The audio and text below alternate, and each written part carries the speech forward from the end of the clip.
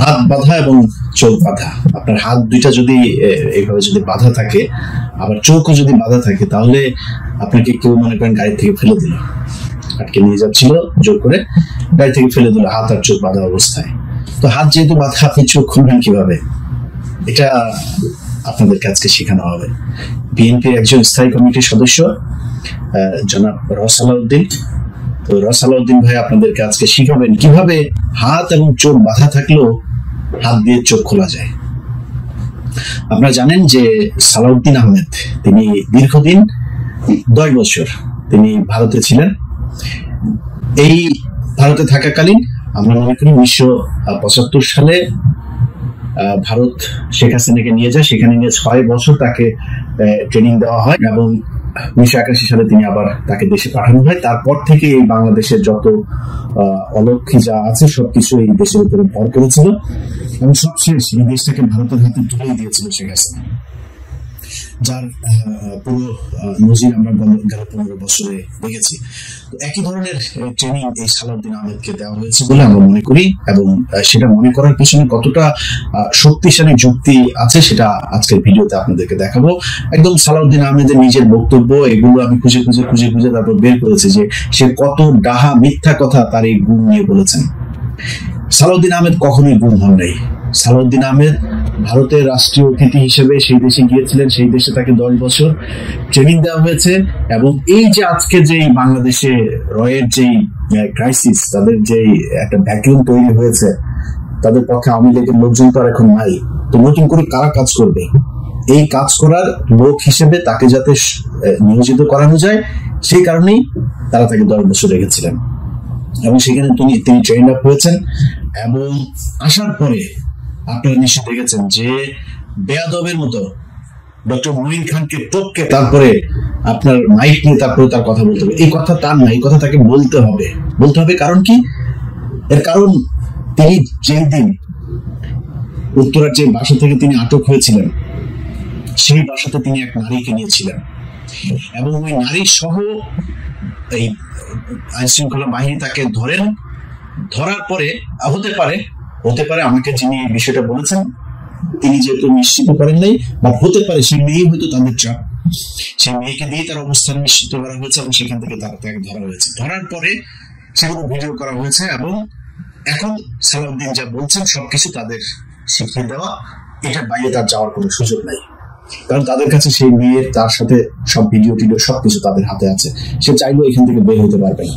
আচ্ছা, এখন এটা আপনাদের সামনে আমার কোনো প্রমাণ নেই, আপনাদের বিশ্বাস করানোর দরকার নাই, এটা আমার আলোচনার বিষয় না আজকে।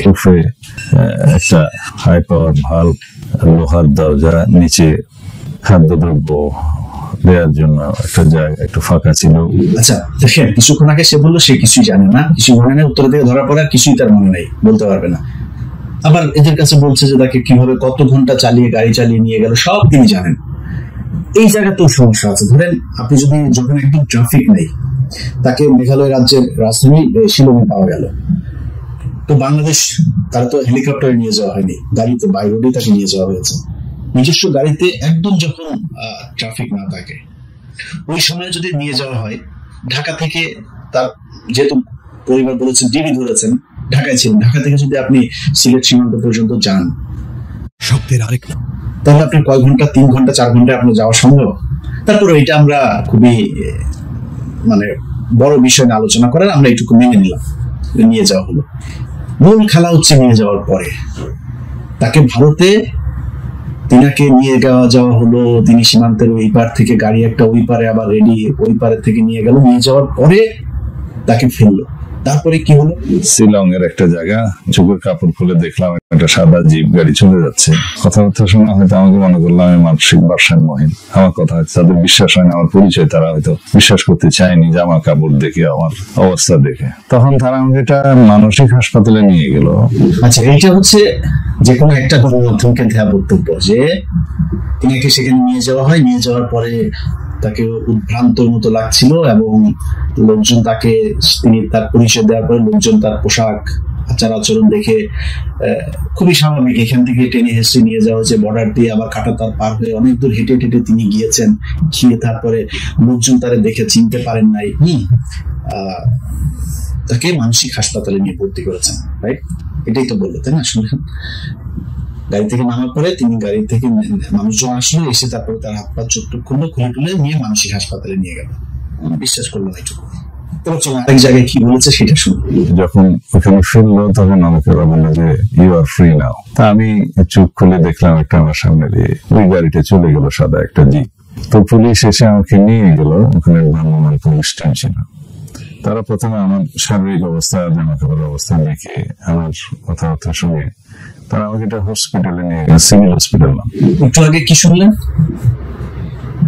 ওনাকে মানুষজন এসে উদ্ধার করলো, কথাবার্তা বিশ্বাস না করে মানুষজনই নিয়ে গেল মানসিক হাসপাতালে। এখন আবার কি হলো? এখন আবার পুলিশ আসলো, পুলিশ এসে পুলিশ স্টেশনে নিয়ে গেল, তারপরে নিয়ে গেল হসপিটাল মানুষজনের কোনো নেই। আচ্ছা, আরেকটু বক্তব্য শুনে, আরেকটু ইন্টারেস্টিং বক্তব্য, সবচাইতে গুরুত্বপূর্ণ বক্তব্য যেটা, ওনাকে গাড়ি থেকে নিয়ে যাওয়ার পরে মানে নামানোর পরে কি হলো, সাথে সাথে কি হলো শুনুন একটু। 5-6 ঘন্টা জার্নি করি একটা গাড়িতে করে, কি চোখ বাঁধা হাত বাঁধা অবস্থায়। তা আমি চোখ খুলে দেখলাম একটা আমার সামনে ওই গাড়িটা চলে গেল, সাদা একটা জিপ।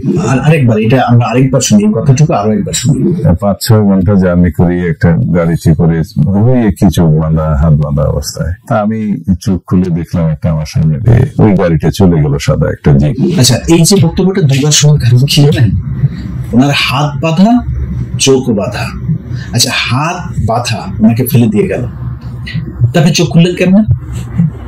আপনার হাত তো বাঁধা, হাত দিয়ে তো আপনার চোখ খুলতে হবে, আপনি হাত বাঁধা আপনি চোখটা খুলে ফেললেন, এটা কি সম্ভব? এইভাবে পুরো এই যে গুমের ঘটনায় সবকিছু মিথ্যা বানোয়াট কল্প কাহিনী সাজিয়ে